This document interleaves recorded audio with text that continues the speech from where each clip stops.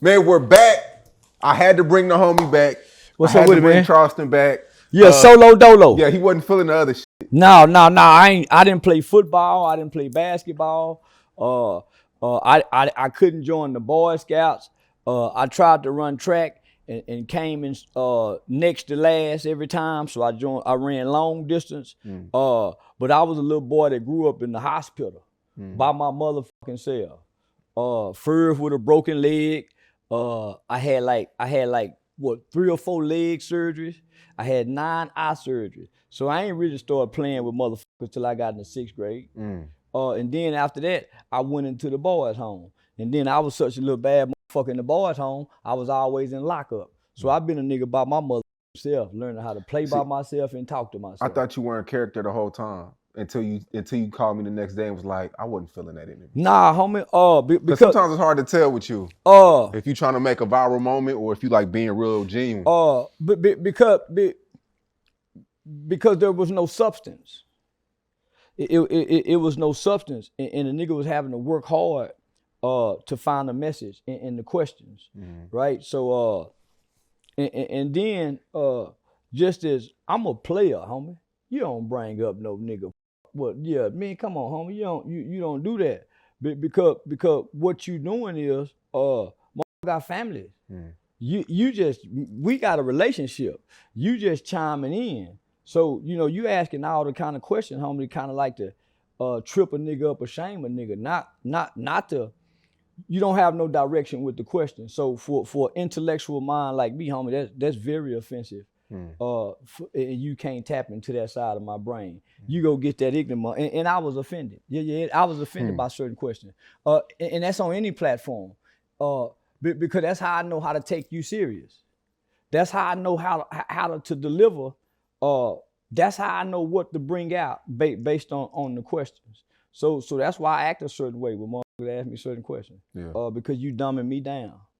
And at this point, when you done seen what I've accomplished just in the last 6 months, man, there's way more we can be talking about in delivering. Yeah, speaking of that, you bought your mom a car? Yeah. That's real. Yeah. That's real. Congrats. Yeah. Say, I had been telling them, mama, go get you a car. But our mothers think we they babies, and we the irresponsible, bullshit guys that most of us are to our mothers, right? Mama, let me hold some money, and we don't pay back all the money. So our mothers, my mama not on the internet. She just hearing what people saying. So in her mind, that boy ain't making no money. Yeah, that boy ain't making no money. And if he is, he's spending it out. He don't. So because that was a nigga before now. I've always been a money getting nigga. But I've always mismanaged money. I've always been irresponsible with money. A lot of people won't admit to that. Yeah, I've always been being bad with money. Because I was a spoiled kid who mother gave him everything. So my mother never made us work. So we got an allowance. So as far back as I can remember as a kid, nigga, we got an allowance. Not only did a nigga have an allowance, nigga had a piggy bank. You see what I'm saying? Yeah. So that's a different kind of mindset. And my mother taught us how to write checks when we was in the 5th, 6th, 7th grade. So nigga, my 6th grade year, I threw a pizza party every day at school, writing checks, writing pizza with my mother's checks. So because my mother gave to us, because she worked a lot, right? She worked at General Motors. So she tried to make up for her not being at home by giving us everything. And so we never learned how to appreciate, what was given to her. So we grew up feeling entitled, like most kids today. So we feel like, I always grew up believing my mama's supposed to do it because she my mama, whether I deserved it or not, because I was an entitled kid who mother gave them everything. So our mothers were the generation of parents who said, my kids are not gonna struggle how I struggle. But as they begin to grow older, their mindsets begin to change. And then she started giving us chores and responsibilities and started trying to put us on punishment. But by that time, we're in the rebellious stage. So I never, because I don't know what it's like to go without, I never learned the value of dollars. So my mama gave me $5. I'm gonna go to school and spend the whole $5. I'm gonna buy my friend a pie. Whereas my friends keep $2 out the $5 because they was poor. So poor people became stingy. I was a giving and sharing kid, so I never been without. I don't know what it's like to go to bed hungry, homie. So my mother never made us work. I cut grass for money, but nigga, I ain't have to. Right. Yeah, nigga just did that because the other kids did it. So growing up, my mother was a safety net. So in your 20s, while all the nigga was out here hustling, trying to get some money, I could go say, Mama, can I borrow $1,000? And if I give her a good payment plan way or a good reason on why I need it, she'll let me borrow it. So most niggas didn't have that safety net. So I remember I worked at Carter and Burgess when I was like 21 years old. I was a mailroom clerk. I made $8.50 an hour as a temp. When I went on permanent, I made $9.36. I lived off Random Mill Crossing off East Chase. My rent was, I had a 1-bedroom apartment that was like 500 something square footage. Shit. It was $540 a month. Crazy. My truck note was $936 with the insurance because I had a GMC truck with the Dayton's. And so I'm making $936, homie, an hour as a mailroom clerk, living comfortably at 21 years old. My mother put me out at 21, but when she put me out, she gave me $2,000. Took me over there and showed me how to get my own place. See what I'm saying? So my mother was showing me how to be a responsible adult. But guess what? I know, nigga, on payday Friday, I can go to Eastwood and gamble, shoot dice, nigga, go trick off at the club, go get me a pair of Tommy Hilfiger jeans, a pair of shoes, and nigga come Monday, say, Mama, I need some help paying my car note, and she go do it. You think black parents, because black parents are known to kick their children out early. But then if you look at Mexican parents, it's 20 of them in the crib stacking up bread. It's a difference. Well, black, that's really a myth, right? The black mama, because it's not the parents. Stepdaddy have mama put the little girl out because he want to fuck her. My dad was ready to kick me out early. Daddy, yeah, but mama, because she want the girl to be strong and independent and not need nobody, mama go be extra hard on her. And mama go put her ass out because of her smart mouth. Her little pussy hot. Mama see much of her in her daughter, so she began to chastise her daughter and she coddles her boy. So yeah, she'll put that girl out, but she'll let that sire ass boy stay there till he damn near dead. He can sleep on the couch. That's so she don't put that boy out. The boy can get on drugs, steal a car, steal out a purse, fuck in the house, but that girl can't. So that's the difference. She won't put her boy out because she know the boy can't make it out there in the world. He ain't got no job skill. Mama know that boy sorry. So my mother always left her door open and always gave me a key. So I don't never have to go lay on no woman's couch. I don't never have to depend on no woman. Nigga, I'm gonna go to mama house and get it together. And while I'm at mama house, mama, can I borrow $50? Mama, can I borrow the car key? Right. So mama helped stabilize. When a nigga feeling low and down, mama, you coming through mama house, mama see your spirits low. She see your hair looking nappy. Come here, son, give me a hug. Let me pray with you. Rather than saying, boy, you need to get yourself together. So mama breathe life into you. Daddy, man, get your side ass. Quit coddling that boy. You see what I'm saying? Yeah. Daddy started to, because daddy see you weak. Mama make you weaker. But that girl gonna be strong. So that was the dynamic. So my mother, because a single mother,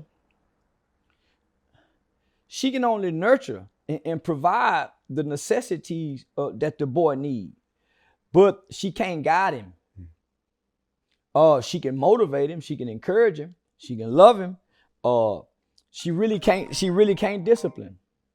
He needs man discipline and man correction. When a boy gets to an adolescent age, his mother's voice needs to become less, and he needs to hear more men's voices to correct him. Mother is she reinforces what the men trying to correct. Now I know your dad a little hard on you, boy, but he just, you know what I'm saying? Mama come reinforce. So we didn't have that, homie. We didn't have that. But when my mama had my sister, so my sister was born when I was 13. My mother did it differently. She took an early retirement from General Motors so she can be home. So the key element is somebody got to be home with them kids when they get out of school. Somebody got to be timing them kids from the time they get out of school till they get home, looking at a watch saying, what's taking you so long to get here? And when they come through the door, you have to debrief them. Hey, what y'all learned in school today?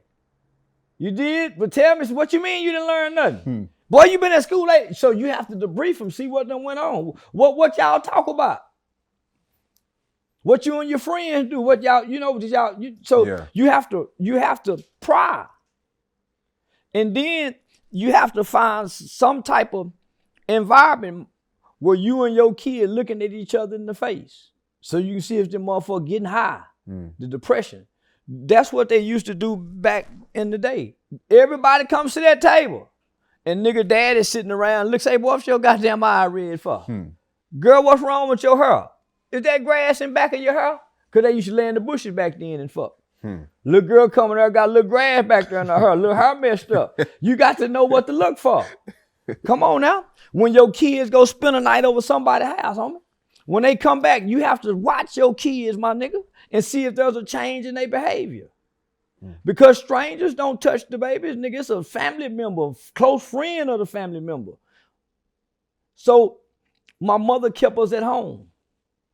Nigga, when we got ready to spend the night over somebody's house, my mama want to talk to your mama. No, Mama Sean, mama go pick us up. I need to talk to her. Man, God, see if your sister. You know what I'm saying? That be playing on mama.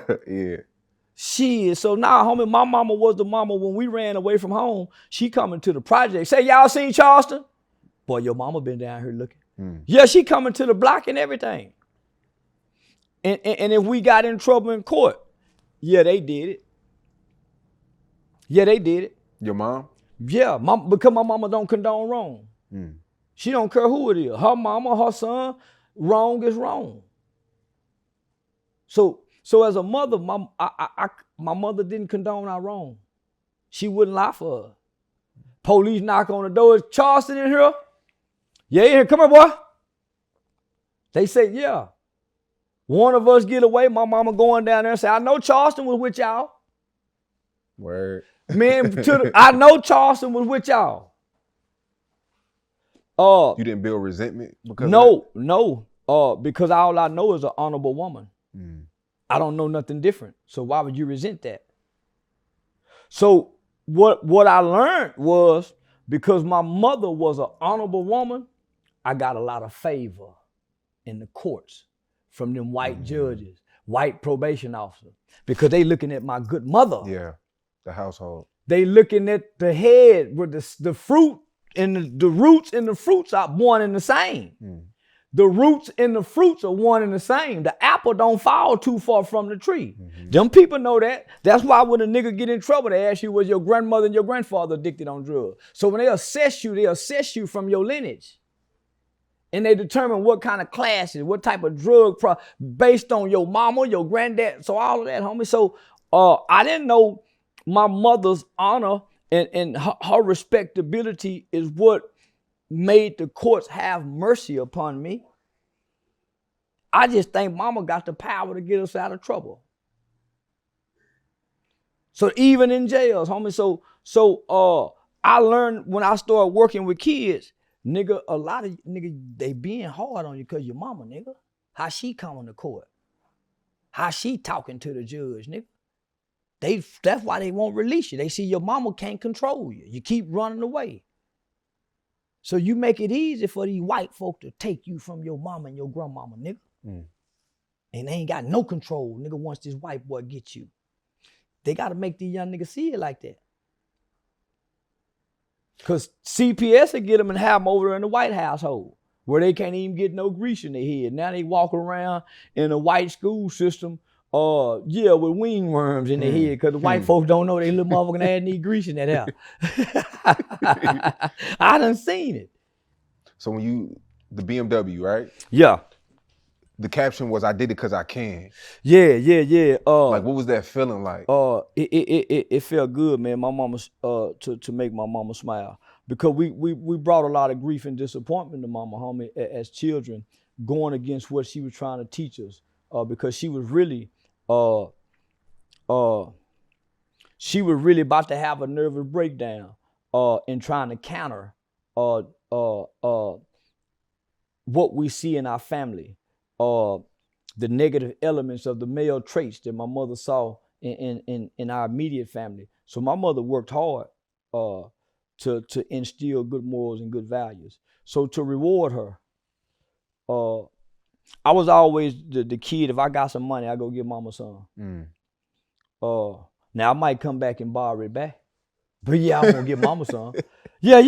Full of shit. Yeah, man. I'm a spoiled, full of shit boy like the rest of these niggas, be mama boy ass nigga. So, but now, homie, it felt good, and it felt like I reached a pinnacle. I'm a man. Nigga, I can buy mama. So you just woke up one day and was like, you know what? I'm gonna look out for my mom. No, my brother kept telling my Mama Blue said you can go get the kind of car you want. My mama's very responsible. She don't depend on nobody. And I told her, but man, she don't know. She just know I'm coming through. I can give her 5,000. I can give her 10,000. I'm coming through on Christmas, getting all the cousins $100 bill. So but she don't know. So yeah, now her car broke down. I had just bought my daughter a car. I just bought my daughter a brand new car. So her car broke down. And my brother called me up and said, man, I'm taking mama to the car lot. I said, shit, nigga, I don't take her. And yeah, man, baby, what can I get? Get what you want, mom. For real? Yeah, give anything you want. Yeah, and then she went and got what she want. And yeah, I swiped my card to pay for it. Yeah, you cry? She cried? Yeah, she did. But the general manner of the dealership, what was amazing about it, as my mother was going to go get everything taken care of, the general manager of the dealership came out, and he told me how he watched all my old videos when I was into the politics with the bow tie, and so that was the icing on the cake for my mother to hear this white man, and he the boss of this whole dealership. They got Bentleys and all kind of models, so this ain't just no regular dealership. Right. So for my mother to hear that and witness that, because for a long time, people have been telling her, he talking crazy on that internet, girl. And so I used to tell motherfucker, say, bitch, whoever that is told my mom about that goddamn video, bitch, you can suck my motherfucking dick. My mama don't watch none of this shit, bitch, and you must don't like my mama trying to hurt her. Why would you be telling, so, yeah, I would take offense to that. And nobody knew this shit would work, homie, but you. Real talk. Nigga, nobody believed this shit would work. I didn't even believe it would work, homie. You told me you'll be a millionaire, and you said you're gonna be big. I said, man, nigga just talk. You don't know the fuck he talking about. I didn't even believe it, homie. Damn. I didn't even believe it. Nobody believed. Nigga, you nobody. I remember like, well, when you were going to Atlanta, and I think some people was trying to like pimp on you. Yeah, that was Shirley with the strawberry letter. Nesto. So it was a woman by the name of Erica King. I get a message one day. So I just got on Instagram, and my Instagram had shot to like 100,000. I hadn't even been on there like 45 days. That bitch shot up to 100,000. Yeah. And I mean that bitch just shooting up. And this is all organically. Yeah. And I'm doing everything wrong. I'm posting like I'm on Facebook, long paragraph. I'm like, yo, Charleston, stop posting the memes, dog. Yeah, you posting pictures and man, shit. I'm Facebooking it like a motherfucker on Instagram, like an old nigga. So, nigga, I don't know. I'm Facebook king. So I don't know. So I get a message one day. Said, hey, how much would you charge me to be my life coach? So naturally, nigga go look and see what the woman look like. You don't think what to charge the bitch. Nigga, I want some pussy. That's, you say you want to charge, but nigga take pussy to life coach. You'll take payment at first once y'all start liking each other. And that's what happened. Right? So I meet this woman. We talk, and I didn't have an iPhone, so we talked through Messenger. So she said, James, something to James. So I'm saying, man, I wonder who James is. She said, James, I'm getting on the elevator. I said, elevator? So that's what I'm saying to myself. Elevator? Man, I know this bitch ain't got no house with an elevator. So she said, yeah, go live. I don't even want to show you. So they scamming me. Nigga, I ain't blew nowhere. So they picked me, right? So the next conversation was, how soon can you come to Atlanta? We want to put you in media training. God damn it, I done made. Woo, I'm on my big man, shit. So, nigga, when I get there, I had them dreads, I had that motherfucking black. I put on my best motherfucking outfit, that motherfucking Muhammad Ali, a cool outfit, all black. That was my best that was my go-to outfit. Guaranteed to get some pussy when I wear it. Boy, I go up there, nigga, looking dusty. With them princess cut diamonds in my mouth. She thought they were some old rusty golds until she saw me in person. She said, oh, you. So when I'm standing outside, little old country nigga, first time in Atlanta, I'm on the phone with my nigga. I said, shit, nigga, she say she out here. I said, shit, nigga, I know this ain't her in this motherfucking white motherfucking Rolls Royce with the motherfucking butler standing out there. She called and said, hey, I'm in the white car. I tell me, say, cause I was on the phone. Say, nigga, she in that motherfucking Rolls Royce. Man, shit, nigga, I fuck around, I come back home. Cause I had been looking through the pictures. Yeah. And the pictures, she had got the BBL, so she was looking good in the motherfucker. Get in that motherfucker, boy, she was dressed like the Atlanta housewife hoes look. The love and hip hop hoes. You know how they got that look. So that's fascinating too, because we watch it on TV. And we in the motherfucking Rolls Royce with a driver. And he opened the door and took a nigga luggage. Man, I don't know. I ain't know what to do. So when we get to the house, it's a 3-story house. It's probably 1.82 million elevator in it. You got Bentley's, road, all this in the driveway. I'm being scammed, my nigga, but I don't know this. What? Go ahead, my bad. So, nigga, she go upstairs and get out that fancy motherfucking shit with all that jewelry on and come down with them motherfucking loose booty shorts on, showing that motherfucking nice BBL. And nigga, I damn near nut up. Cause I mean, man, I'm in my mind, nigga, this is a rich bitch, nigga, man, god damn. Nigga, they rocking me to sleep.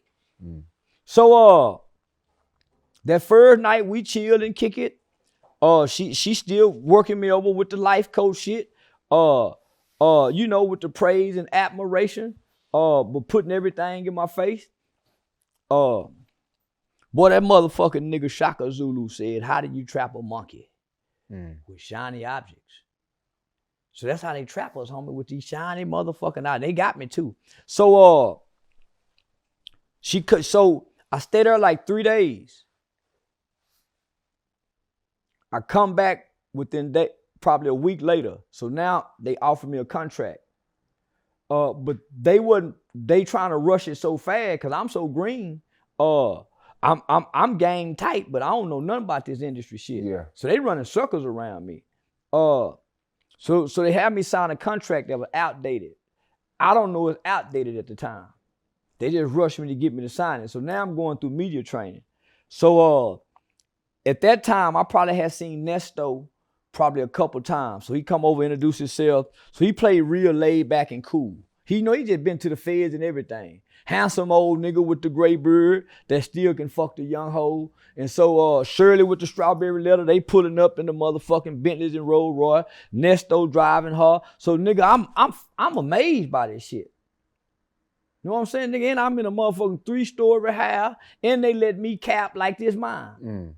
Yeah, they let me, and every time I go upstairs, I got Fendi. So that's when you see me with the Fendi. I got all this name brand. So nigga, they rocking me to sleep. only to try to groom me to become Kevin Samuels, to be his, to go against him. So that was the whole. That was the plan? That was the plan. Yeah, they wanted me. They told you that? Yeah, they were grooming me. So if you meant in the beginning, I was attacking him. Yeah. I ain't know nothing about him. Had never watched none of his videos. So they were grooming me to be his nemesis. I remember that. So that second trip, nigga, she bring that motherfucking champagne out with me. She bring that motherfucking high dollar Dom Perignon champagne out.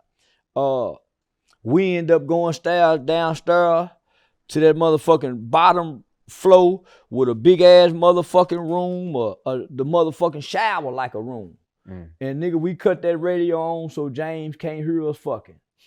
Boy, I took that motherfucking coffee. I took that motherfucking coffee up there and put that coffee dick on her. And boy, James heard everything rocking. Boy, that coffee had that dick blowed up bigger than what it's supposed to be. And that motherfucker got a look on it. You hear me? That bitch look like that rhino coffee? Dick. What? Let me show you. Yeah, I'm got that motherfucking coffee dick. Boy, that motherfucker had that motherfucker looking like that rhino dick. Now, don't y'all go look at no rhino dick. Nah, that motherfucking coffee, this one you want to style and pro. So, boy, I take that motherfucking coffee dick up there and spring her. I give you some. But you ever get into it with your girl, nigga, you can smooth out everything. I ain't bullshit. Man, shit, you can't fuck like that without this here. But listen, so nigga, I put that coffee dick on and sprang her. Now I don't know. James is an old nigga, right? Like 50-something years old. He playing butler. Nigga, she don't touch nothing out the cabinet. She don't know what's in the eye by James. So I'm saying, we got a butler. So nigga, James is that I beck and call. The whole game is, nigga, James is really her husband.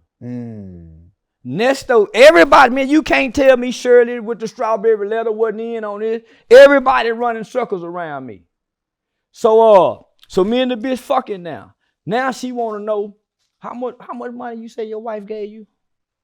I'm gonna buy. So now, nigga, I'm ready to call home and say, baby, listen, we go play like we getting a divorce. I can get about 100,000 out this bitch.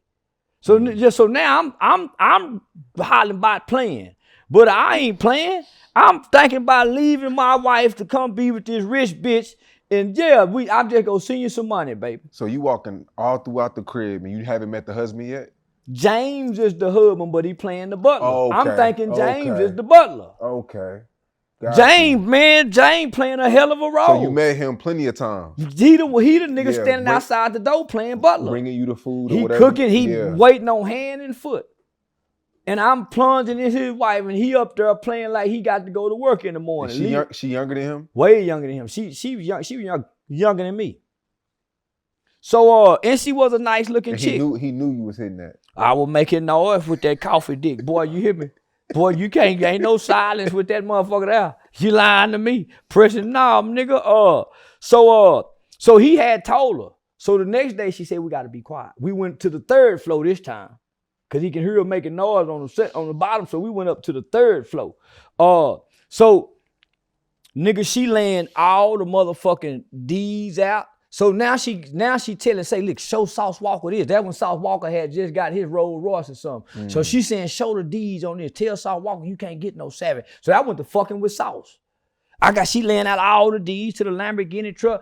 Yeah, homie, they scamming. I'm talking about that's big shit. So the homie PGF Shout, the rapper, he booked me. He the first rapper booked me to do an intro and an outro on a song, that Statistics song. So she hollered at him.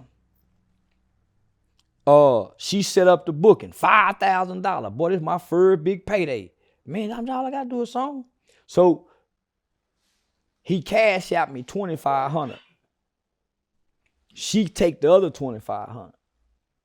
But I'm here when I get the $2,500, right? So I'm supposed to get the other $2,500 when I get there. So when I get there, she trying to play lovey-dovey. Bitch, I want that $2,500, he said he gave you. Mm-hmm. Yeah, she trying to play lovey-dovey. So I think it was All-Star Weekend. That's when me and Shannon Briggs met for the first time. We kick it like a motherfucking KOD. I don't give her none of that coffee dick. Boy, I met that motherfucking KOD. trying to, with that coffee dick sitting at the bar, trying to knock me something. Done left her back here, right? So when I come back, I don't give her that coffee dick, and I got the Uber to the airport. I'm saying, say, man, where that 2,500 at? And the bitch go crazy. Oh, you think you finna just fuck? You ain't gonna fuck me. You finna go fuck your wife? Man, where that 2,500 at? Get out my house. And the bitch go to tripping. I was out on bond for that aggravated assault shit with the deadly weapon with half a body. So I had to play it real cool because my bondman had this address, because this is where the bondman got me checking in at with my GPS shit. So the bitch hollering, get out. I said, oh, this one of them kind of hoes. And the bitch tried to kick my suitcase and damn near fall down the stair. Man, I hurry up and run out the goddamn house before I catch one of them bullshit domestic violence. Bitch, I ain't one of them kind of nigga. So as I'm going outside, James coming in saying, what's wrong? Man, this bitch crazy. So I hit Shannon Briggs. I Uber to KOD, party with that nigga all night long. And so I burn off. And so I don't hear from her no while. So now, this where the fuckery come. You signed to a contract. So she talking that shit about she go sue me, they go do this and all this other kind of shit. And then she hollering she pregnant. Yeah, then she hollering she pregnant. So we meet up in Miami. Go to a few resorts. That coffee dick a motherfucker, you hear me? You can't give him that coffee dick and then don't come back with that motherfucking wet noodle piece, you hear me? Yeah, them hoes go to tripping. Yeah, they go think you been fucking. Yeah, cause that month, yeah. So we get into it in Florida. And nigga, we part ways. And I don't see her for a while. So the bitch playing like she pregnant. Trying to keep you around. Yeah, bitch playing like she don't know I'm a rotten motherfucker. I got these two right here to make up for a motherfucker I don't know. So she sending me pictures and shit, nigga, all that she done been to the delivery room. So I'm playing cold-hearted like a motherfucker. She doing all kind of shit. So we lose contact. I don't know, her and Nesto, that's how I lost my first YouTube channel. They hit me for like 20,000 out of my bank account. Because the contract that they had, you get your ID, like a real job, you're 1099, so they got my information. So nigga, I'm looking through the contract thinking they really got me. I said, man, this motherfucker outdated. Oh, bitch, y'all tried to do something slick and fucked up and gave me one of y'all old outdated contract. This shit void. But nigga, they so cold, they done went and created a fake marriage certificate like me and this bitch married. So that's why you see when she was on Tasha K, she was saying I'm her wife. When she was doing all them interviews on YouTube, the bitch was saying I'm her wife, like me and my wife ain't really married. Man, they had a fake motherfucking marriage certificate. Not only that, me and her and Nesto were creating fake judgments against me, like the court was putting judgments out against me. So the bitch was playing like she was in law school. She graduated from Auburn, so these ain't no dumb motherfuckers. And Nesto a fed nigga. So nigga, they done created fake judgment, sending it to my bank. Niggas snatching the money, getting YouTube to give the money over here as my wife. Man, they got a mean motherfucking game. Not only that, they done went and created non-profits in my name. Cause I got a great reputation in the non-profit world. So they got me. So I don't know none of this happening. I just know, nigga, I ain't talked to the bitch. And so I ain't talked to the bitch. So she doing all these interviews on YouTube. So my wife seeing this shit. I tried to deny it at first. But yeah, nigga can't lie for long. Yeah, you feel like a coward. So baby, this bitch was rich, baby. I ain't never been this. Man, man, you can't take a poor nigga up to the castle and think if the queen wanna fuck him, he ain't gonna fuck the queen, and he been a peasant all that motherfucking life. Anybody can fuck the peasant. So nigga, I was a peasant. Yeah, I come out the pasture and went to the palace. And like the nigga slave getting into the house. So I don't know, none of this is happening, my nigga. I get booked for Young Jock's morning radio show. Me and Shawty talking on there. I'm telling this story. He said, man, that sound like the bitch got me. That sound like the bitch got me. I said, yeah, man, that sound like the same bitch got me. We talking on there saying this. So we like, man, it got to be the same bitch. Man, I tell you, man, this same. So, man, they done try to take Shawty mama house. They done got a new NFL recruit. So they got a whole bunch of motherfuckers. But what really happened, they got an elder prominent woman in Atlanta and took her house and many other properties. So right after me and Shawty have this conversation on live in air in Atlanta, a news report come out. So they had got arrested like last year in June or July, but they didn't put it on the news or nothing until like October or November of that year, right when I had my first comedy show. So I'm reading the motherfucking paper. I said, man, Erica King, Nesto. I said, man, I know them. So I hit my Atlanta partner and said, man, I know them. The detectives and the FBI had already been trying to contact me. They just couldn't find me. So I had lost my ID, so I thought, in KOD. Nigga, them hoes ran the play on me to get my wallet. So you know what I'm saying? So I go to Caldwell County, meet with the detective. Yeah, man, they did a number. So they got me for probably over some hundreds. Damn. So yeah, my nigga. So yeah. Shout out to Shirley with the strawberry letter, Raglan, Hub, and Nesto. So they put it on the news. They stay in jail. So I think here recently, Nesto just got released not too long ago. And then he got rearrested for when they got his computer. He probably had, I think, some child sex porn on it or something. So yeah, man, they a rotten motherfucker. But it taught me, nigga, don't let nobody handle you. You don't sign no agent. So nigga, that's why I've been me. Nigga, I answer my phone call. Everything comes, don't nobody touch my money. So nigga, it made me tighten up. And so what I said was, I done seen every story in every movie, from James Brown, Michael Jackson. Everybody get fucked in the beginning, nigga. So be willing to take the fucking, but go in knowing you go get fucked. Pay attention. Don't get excited so you can minimize the fucking so you don't have to fuck nobody. Because you're gonna get fucked. Every level you're gonna get fucked because you don't know. And who's gonna come in and teach you and sit you down? They're gonna fuck you. So nigga, you have to learn, ask questions. Pay attention to certain mothers. So that's how you go learn. So a lot of times the fucking over, that's the blessing. It's that lesson that you got in being fucked over. It won't happen no more. And boy, I've been flourishing every goddamn since then. So it made me start studying the internet. It made me start studying marketing and branding and advertising. And so I didn't know that they could buy followers. So when I signed to them, they were buying followers to blow my page up so big to make it look like they had done this. Like they had blew me up. And so that nigga, I was taking all them professional pictures and all the name brand shit. And so they was putting that on my tab. But they were scam swiping for it. That's crazy. Yeah. Did that make you, because now it's like you really don't trust nobody. No. Is it because of that Atlanta shit? Yeah. It's like you don't know who to trust. And then I done fell out with a lot of friends. So I done fell out with a lot of friends that come over here and fuck with me this. And none of us have made this type of money before. Yeah. And so egos come into play. Are you ever wrong? Hell yeah, I'm wrong. And sometimes I want to be wrong. I don't want to be right all the time.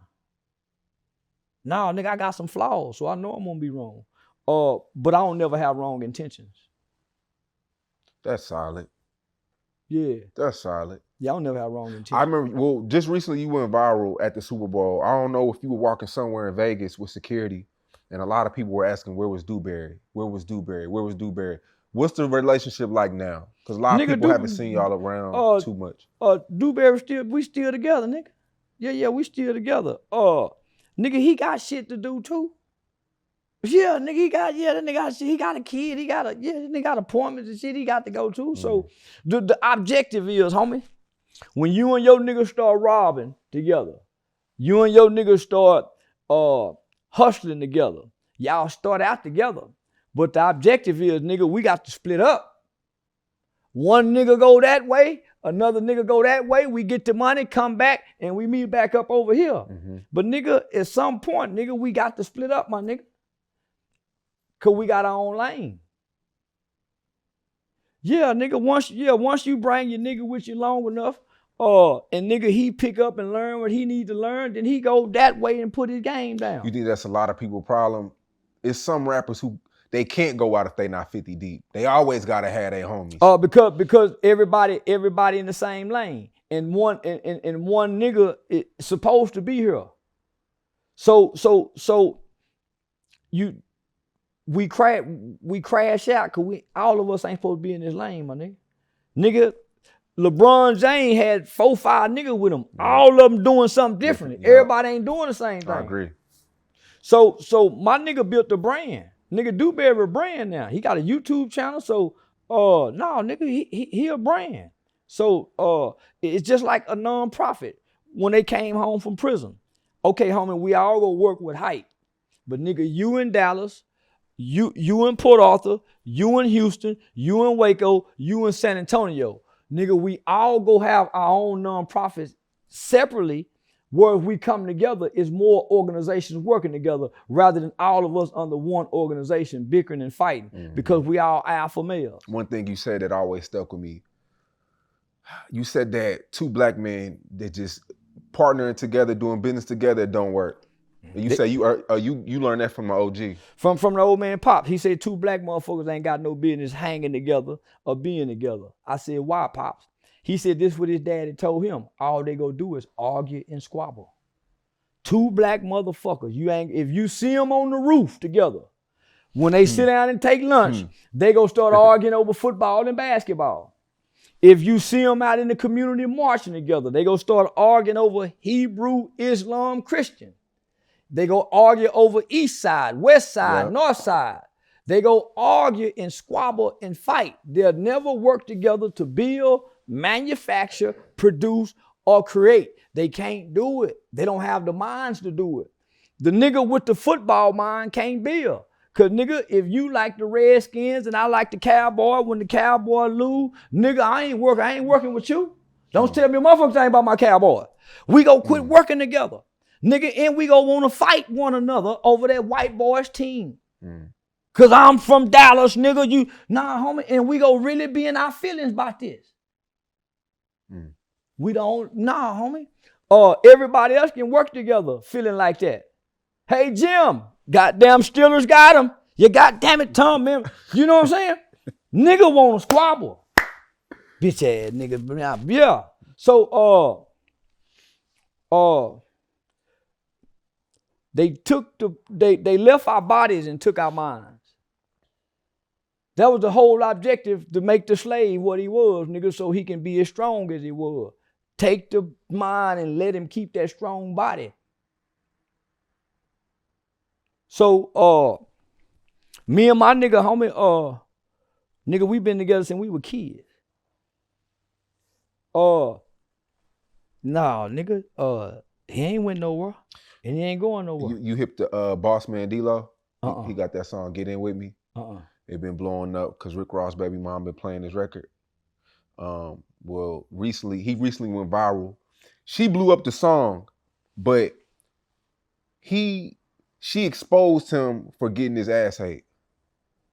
And it's kind of fucking with his career right now. It should. Yeah, it should.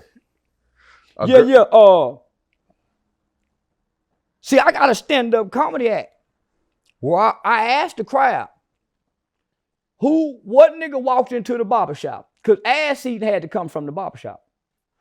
Everything come from the barbershop and the rapping niggas.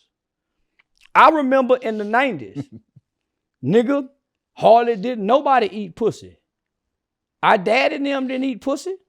That was a white man's forte. Niggas didn't start eating pussy until they started getting them Adam and Eve magazines, homie. Watching porn. Porn really wasn't big. That's a white boy thing. Porn ain't never really been a nigga thing. Niggas started getting freaky when the white boy give him dope. Niggas made a lot of babies. But nigga, you can't make a lot of babies sucking pussy. Nigga, if you go watch them old niggas, grandmama and them didn't have no motherfucking hickeys on their neck. Nigga plunged dick in them and kicked them in their ass and sent them in there and make some. These making love ass niggas done lost their position. Nigga, you can't kick your woman in her ass and suck her ass. You can't holler at her and demand her to respect you and nigga, she make your booty wet. Why you want your ass ate? Can you come out of there, nigga? You come and getting your ass ate? Who told you? And I'm talking to you niggas. Where's Cameron one of you motherfuckers I look at? Who told you niggas? Who whispered in you niggas' ear and said, you know it'll feel good back there if I tickle it? Cause that's all you getting done, your ass tickle. So who told you nigga? You got some nerves in your ass that it'll feel good if I stick my tongue. And these hoes ain't no just bitches where they just kiss your booty cheeks. They trying to penetrate you with their tongue. And they telling people. These ain't no secret hoes that can keep secrets. Nigga, so they should ban him in the rap world. So although a girl was eating his ass though, that's still out of pocket. Who told you that your booty, that's booty, nigga. Your booty being played with, whether it's a Q-tip, a feather, a finger, a dick, or a tongue. Your anus is being played with. And nigga, I done been on the shitter. And one of them large motherfucking turds splash and that water hit that asshole. Boy, that ass be fucked up, man. That ass wet in the motherfucker, man. Boy, that ass be wet, nigga. Man, who want man? And how you get your ass ate? What position can you get in as a man? Do you dog it up? Yeah, that's how the photo looked on the nigga. So listen, in the process, you didn't see it, B? Say listen, wow. In the process of you dogging up, nigga, she gonna make you arch your back. Nigga, you in doggy style with your booty hole. Why you, man, what's manly about that, my nigga? And you gonna come holler about how you a killer, nigga. That's why they run into the penitentiary. Homie, listen. Man, fuck no. Nah, homie. I don't want to fuck with no bitch that's go eat no ass. You a nasty bitch, ho. Your lips go bump up and all that. And you go get fecal matter in your jaws. Shit come out of there, you know that, no? And these niggas don't bathe properly where you just suck on their ass. Man, these niggas ain't the kind of nigga. Man, motherfucker with his asshole suck got to sit in the bathtub. These shower taking motherfucker. You got to bar that ass if you go eat it. You can't stand up and take no shower. So your hygiene gonna be fucked up. Man, I ain't fucking with no bitch that freaky. Nah, my nigga. Yeah. I feel like if you'll let anything you'll do with your ass, if you'll let a female do it, you'll let anybody do it. Well, I ain't gonna go to that extent. Cause there's some niggas letting these hoes stick all kind of things in their ass. And they ain't gonna let no nigga do it. They want a woman to do it. So this is what I'm saying. If you let a tongue go in it, you'll let a finger go in it, nigga. So that's what's happening now. When these niggas go to the penitentiary now, they ain't raping these niggas. They coercing them out of it. You know it feel good, don't you? That's what whoever told these niggas that. Cause who convinced this group, homie? Ass eating wasn't around in 1998, 1999, 2000. Nigga, ass eating came,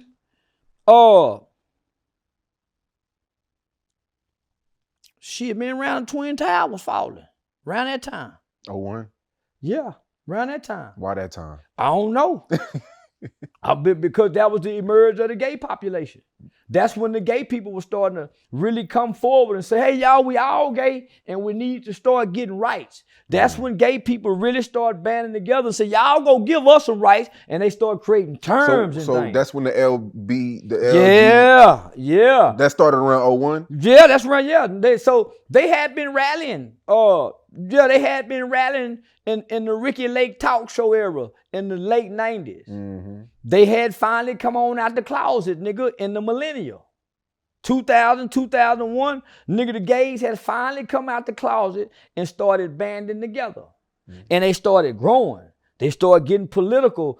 Nah, homie, so nigga, right after that, they started saying, we want rights. And nigga, within 10 years, they had got them rights. And within those 10 years, you start hearing men saying, They like getting their anus played with. Yeah, you start hearing. See, they start tricking the nigga. They start tricking the nigga with the menage a trois, the threesomes. See, I ain't big on threesome. Cause it's a rotten bitch that want to turn you out.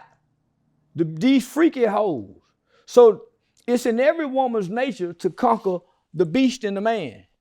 It's in every woman's nature to turn a man out. Yeah, girl, he used to be this, but I got him. He settled down with me. So that's every woman's nature, homie. That's why your girl tripped with you about not. It's in her nature to do that. To make her feel like she done conquered you. That's her prize. You do as she say, you come home. So she's conquered you. So imagine you got two bitches. And most of these hoes is scorned and bitter and done been molested and touched. So they're a little rotten on the inside. Their hearts a little rotten and sour. And they got you spread out. Nigga, you only got one dick. What them hoes can be doing so much to you? Nigga, you got to turn into an amusement park. They got to suck your toes, thump your kneecaps, kiss on your nose, bite your ear. You got to try to get one whole titty. Now imagine this rotten hoe who done made niggas feel good tampering with their booty. She know what to do. Them hoes know how to sensationalize you when you come and nigga. So them hoes turning these niggas out. The hoes turning these niggas out. Cause who telling us these niggas like this? The hoes. When they get mad at them. These niggas ain't saying I like my ass ate. Few rapping niggas will say it. But they say they like to eat ass. What in the man's mind want to make him eat ass? Homie, I barely eat pussy. Nigga, I barely eat pussy, my nigga. Facts. Man, please. Nigga, I barely eat pussy. And thanks to Ginger. I was going to Hutchinson Junior High. White girl Ginger was going to Workman Junior High. Me and Montoya snuck out, and we snuck in Lucretia McFerrin's house. And it was Lucretia McFerrin and Ginger. Me and Ginger was in the closet. And I was listening to Googie and Keenan and them old niggas about 21. See, that's when them niggas started eating pussy. Around 90, 91, but it was the 21, 22-year-old niggas. So yeah, I'm listening to them niggas talking about how pussy, you can do this and do that, and tried to taste that little old pussy, and it was pissy and tangy. Oh, that pussy. Boy, I ain't sucking the man. Yeah, I'm a nibbling pussy eater. Man, I make them pull my head on up. Yeah, I'm a nibbling pussy eater. Yeah, I ain't finna open that up and lick, and I ain't finna put the big part because it tastes like an open sore. Yeah, homie. Yeah. You stick, it tastes like an open sore. Damn.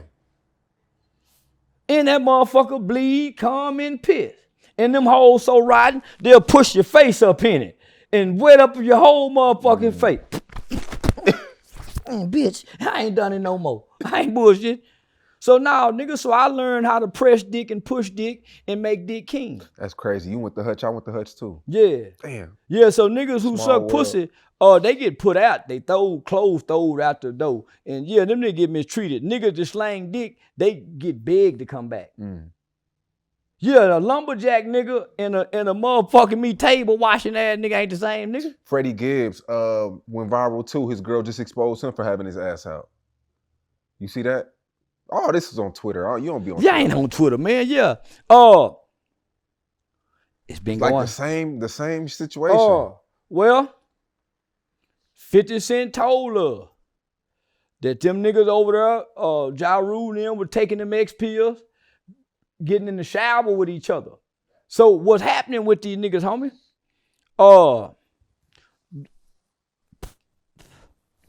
These new recreational drugs, homie, is stimulating these niggas not to want to go get no money. See, one thing about that crack smoking motherfucker, he gonna get him some goddamn money. That motherfucking crack smoking motherfucker made plenty of niggas millionaires and billionaires. These new dope fiends ain't making millionaires and billionaires because the new drug addicts ain't getting high wanting to go hustle. Man, that motherfucking dope nigga hit that dope nigga, he gonna go steal, rob, fix something, or take his tea. He gonna go get some money. and bring that money to the dope man. So the dope niggas had plenty of money. That's why they took care of them dope fiend niggas. Man, give him something when he come over here. Yeah, you can let him run credit up. This group of here is the dope mans, is dope fiends too. Yeah. So nigga, everybody feeling good at the end of the night. Niggas since stimulated. Man, just think, homie. These hoes got a rose. These bitches, see, they ain't the niggas done got freaky because the hoes done got super freaky. See, once them hoes start sucking each other pussy, they really boxed us out. So the niggas had to start competing because the hoes like sucking hoes. They don't like just sucking dick. They done got accustomed to sucking each other pussies from middle school to high school and girls' nights out. Now here we is over here in a group of niggas at the club. We all over here looking at each other saying, look, you see that bitch ass nigga looking at me? Say, cuz, that's that hoe ass nigga right there. The hoes having fun, dancing with each other. Cause guess what? They getting in the car to go suck pussy. You nigga going to kill each other. So when you get with the hoe, man, these hoes got hoes that's been stimulated. And they know what them hoes feel like to be stimulated. Guess what? They got you on your back with your legs and they're shaking like they shaking with that motherfucking hole wet, nigga. Think about that, boy. They got you on your knees, nigga, looking back at her. Probably grabbing her head too, nigga, like she do her. Think about that, nigga. Cause you stimulated shit. Somebody done got your asshole stimulated, nigga. Nigga, that dick is throbbing. Fuck you want your ass played with. Boy, that dick got veins in it. Nigga, fuck you want that asshole for? Hit her in the head, nigga. You don't get y'all, nigga. It's too. You got a motherfucking monkey bar. Fuck is you talking about? But these niggas, they been walking in on mama, watching mama like that. Telling you, man. So the hoe get with these niggas. Hoe go bring her friend in. That's how she getting them. See, the nigga think he initiating a threesome. The hoes already sucking each other pussy in threesome by way of homegirls. Nigga, you just late to the party. That's why hoes have way more fun. Because they got a safety net. If nothing else, they got a homegirl that'll eat everybody pussy. Pussy eating bitch. And she do it good. That's why they won't let you get her. Come on, girl, come on. Because they see fit to go suck her pussy until her hair catch on fire. And you just go suck her pussy for a minute. So what niggas is doing, they learning to eat ass. Because now the woman got two hoes, nigga, that she's calming like a motherfucker. And the nigga don't know how to be a man no more. My nigga, cause ain't nowhere in the world a man go put his asshole up nowhere and let nobody touch it.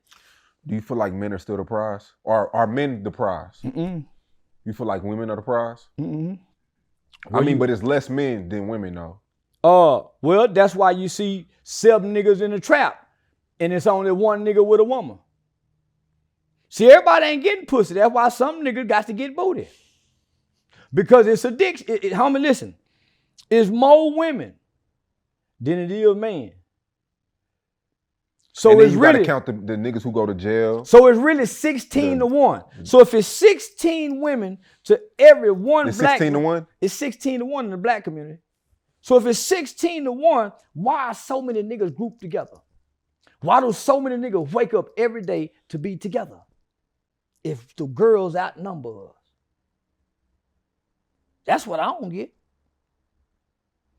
And nigga, we run into prison in groups. Damn near on a daily basis, there's 2 niggas hanging together going to jail together. In groups. And this group of boys don't like girls. This group of girls don't like boys. They mean to each other. They mean each other. The little boy talk to the girl, be saying, bro, man, come on, bro, goddamn, my nigga, bro, come on, bro. And she be talking, God, my nigga, bitch ass nigga. Nigga, they mean to each other. So they got to fuck one another. They grouped up together. Nigga, at the end of the night, them niggas full of them Percocets and all them other kind of drugs. Nigga with them bloodshot red eyes looking like zombies. And they just want to feel good. See, that's how the punk play on the weak straight nigga. His conditions. Niggas just want to feel good. And these punks making these niggas feel good. So they submit, nigga, and giving in as men. But nigga, my woman ain't fit to do nothing to me to make me put my legs in there and me get on all fours and let her have at my asshole. I ain't fit to do that. For now I'm bit. You can't even stroke my booty. You can't pat my booty. Shit, you can't do none of that. Bitch, I touched this dick. Yeah. I don't want my balls played with. Fuck them balls. Touch that dick. This where I come at right here. This is the ultimate goal. Bitch, this is where your life source is. It's shit back there. This motherfucker right here make your skin glow. Bitch, this is your life source. This is what you crave. This is what you want to swallow. That shit back there go do you some harm, ho. What you talking about? This shit here what God wants you to have. Yo, speaking of jail, Yayo. I just did an interview with Yayo, fresh home. Yeah. He's from Fort Worth. You're from Fort Worth. I don't want to say y'all have history, but you goddamn right we got history. He went to a school to perform. Many schools. You went to, and you were on fucking national news. Yeah. Because you were against it. Yeah. I asked him about you when he was out, and the temperature wasn't what everybody expected. You know, he was like, God bless. I wish him the best. But he paid you high respect. Yeah. He's the most talented young fella ever come out this city. He had the it factor. He was Lil Baby before, Lil Baby. When he was with Soulja Boy and them, nigga, he was a bright and shining star out of the group. So he's always had the charisma. But he was a wild, little crazy motherfucker. And he didn't have no brakes. His management thought it was a good idea to take him, which it was a good marketing strategy if he was a Disney type nigga. But nigga, at that time, he had that song, My 40 Go Boom. Damn it, man. And I heard that shit. My 40 Go Boom. And so I know his cousin, Lil Zach. Lil Zach, Daddy Lord, is my cousin. His grandmother, Renee, is my aunt. So I know, so now homie, I know what we was up against. And so me growing up around in a boys' home with children, homie, I grew up with kids who killed their mothers and their fathers.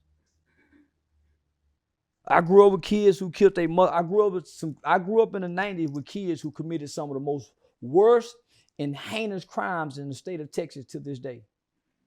And we was all good children. And so I know the conditions, the environment, the culture, the negative influences.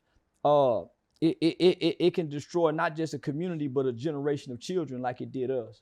And so I'm gonna go out on a limb.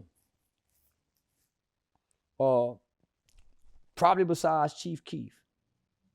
Yayo was the first kid to put so many guns in video. That had never really been seen before. And they were real motherfucking guns. Using them as guitars and shit. We had never seen that shit before. Nah, that shit was crazy. So I'm in the prime of my youth advocacy, homie.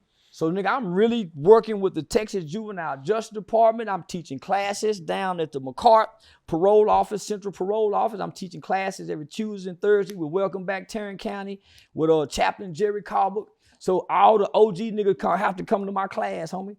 So, and I'm in all the schools. So at this particular time, Officer Charles Rogers with the Fort Worth Police Department Gang Unit and Officer Owens, they had went to bitch ass Principal Bohemian over at Meadowbrook Middle, a mid-level alternative school. So we have been so effective in working in the schools in the juvenile system. They started saying, well, hey man, how can we get them paid to come in here and do this? Well, I'm the only one don't have no felony convictions. All of my guys that's a part of the youth organization was just coming home from prison from childhood. So the principal said, hey man, we need to do a background check. Goddamn, y'all been letting us come here for free, nigga. We ain't asking for no money. We coming so we in Fort Worth every Thursday. We in JD Hall Learning Center in Lancaster Independent School District every Friday, and this for years. We not getting no money. We getting away money for book reports. So I'm trying to be a self-sustainable organization. So that motherfucking principal Heyman said, hey man, we need to do background checks. So that's how they excluded us from getting paid. So when we did background checks, they said, oh man, we can't let y'all come in no more. But it's not that y'all can't let us come in. The principal have discretion to let anybody on campus. The school district can't tell the principal, but what happens is the principal said, okay, y'all cannot be with kids by yourself, okay? None of us have anything with children, right? And most of the conviction that they have is from childhood. All the teachers are recommending us. We have been highly recommended to all 254 counties throughout the state of Texas by the Texas Juvenile Justice Department, homie. They sent out a massive email. So why would you block us, homie? Because you see how effective we are when we come into these schools. You see how the kids responding to us, and we're not asking for no money. The Fort Worth Police Department recommended that we start being paid through what they call CCPD funding, which is the funds that falls under public safety. So public safety has a big budget.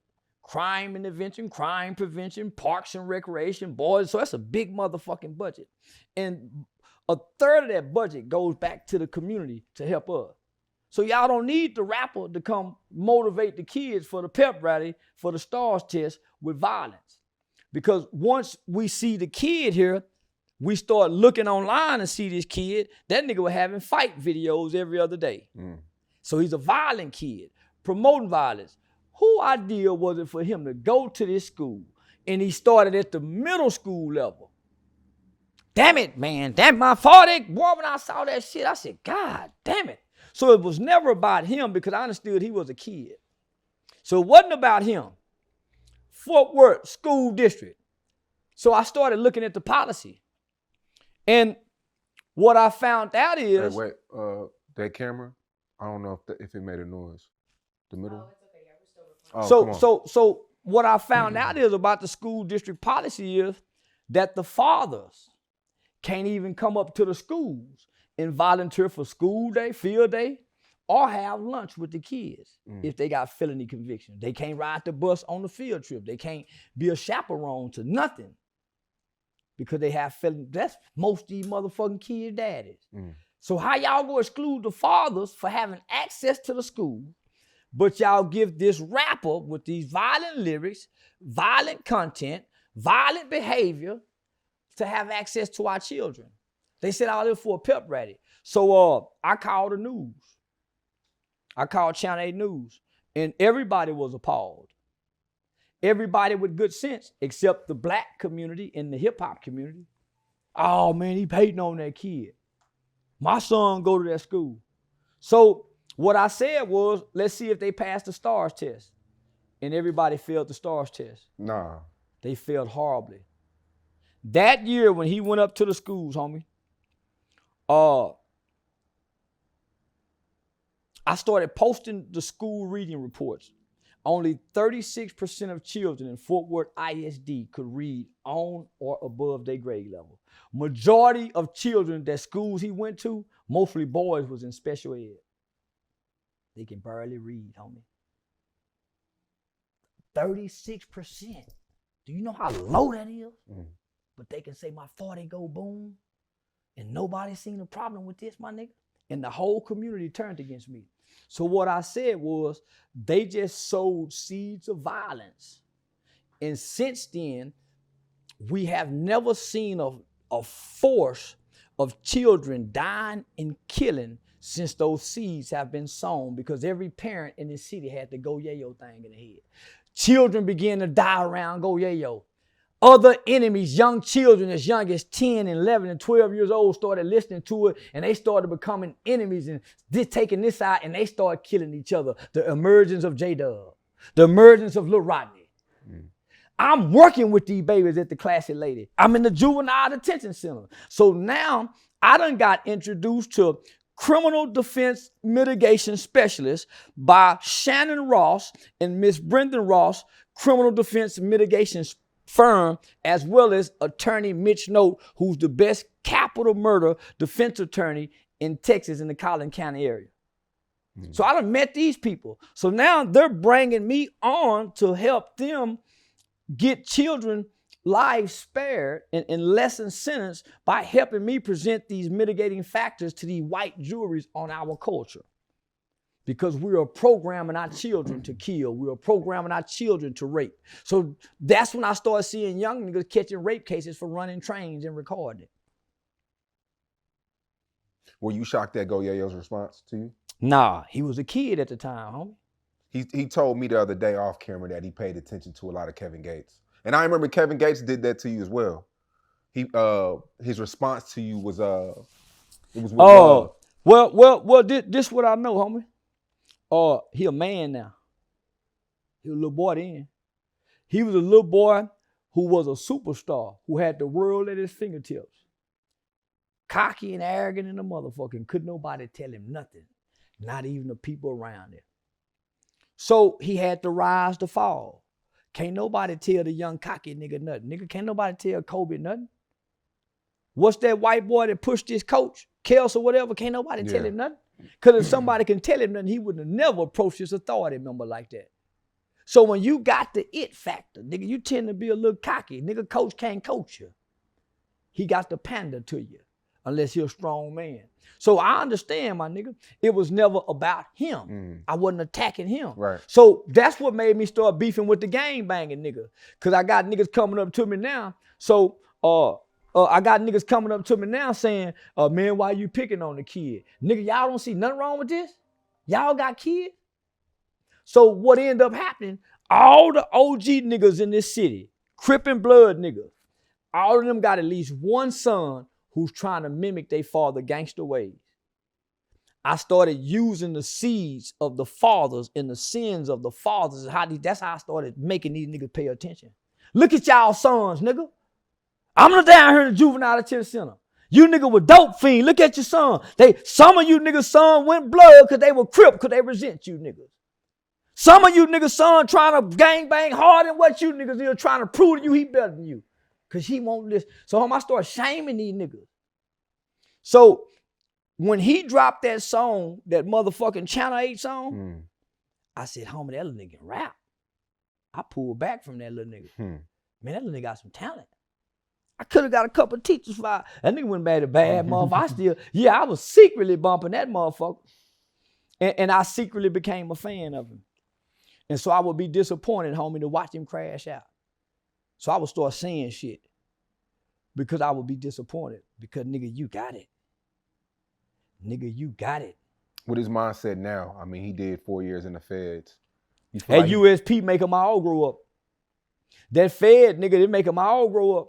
It make them strong men, my nigga. Would you sit down with Yayo? Yeah, on the Say Cheese exclusive? Yeah. That'd be crazy. People want to see that. Like 4 or 5 people asked me to do that. But I know you don't like, remember, you told me you don't like sitting down with certain people. Me and him sitting down have substance. Yeah. Me and him sitting down have purpose. Niggas sitting me down asking about Sexy Red and this, that ain't, nigga, please, I'm a grown motherfucking man with kids, my nigga. I take care of the village. So let me ask you this while we on topic. Yellow Beezy did say, well, you sat down with Trap Boy, but you won't sit down with him? What's the difference? It's the same thing. Because Trap have street influence. Yellow don't. You think so? I know so. Trap Boy been having influence. He was a little boy, nigga. Yeah. Now, Trap Boy's a real, homie, so Yellow really don't have a voice. He really don't have a voice. None of them niggas, if you take the radio and the microphone from them niggas, they can't walk all around Dallas and talk. Me and Trap can. They can't chastise, he can't chastise the streets. So I met, my spirit submitted to meet with Trap. Because I know the level of influence he have. Nigga, Trap can stop a lot of shit. Yellow can't. Trap can go to Oak Cliff, say, come on, nigga, y'all, we go chill, homie. Trap said, man, it's a lot of shit I don't do, man, because my homeboy mama and them and his mama and them came. So I'm a leader.